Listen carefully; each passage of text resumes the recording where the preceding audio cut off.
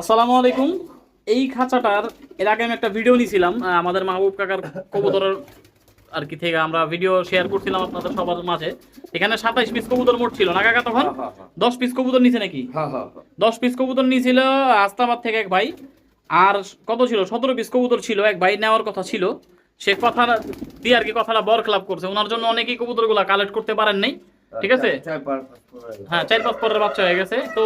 লাগাই নিয়ে গেল। অনেকে কিন্তু কবুতর এখান থেকে কালেক্ট করতে চাইছিলেন, যোগাযোগ করছিলেন, তবে একজনে কথা দিছিল বিদায় আমাদের কাকা কিন্তু বলছে যে সে যদি নেয় তাহলে তারা পাবেন না, যদি না নেয় তারপর আপনারা পাবেন।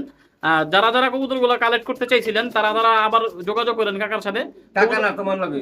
আমার সাথে? হ্যাঁ হ্যাঁ হ্যাঁ। আচ্ছা ঠিক আছে, আমার সাথে যোগাযোগ করেন, যেহেতু কাকা একজন বৃদ্ধ মানুষ, সে এগুলো নিয়ে একটু ঘাটাঘাটি করতে কম চায়। আমি আমার ফোন নাম্বার অবশ্যই দিয়ে রাখবো, আপনারা সবাই যোগাযোগ করবেন। আমি বললাম যে এদিকে বসিরে বাচ্চা আছে তিনটা। আচ্ছা, আর হারিকেন জাতের কবুতর আছে তিনটা।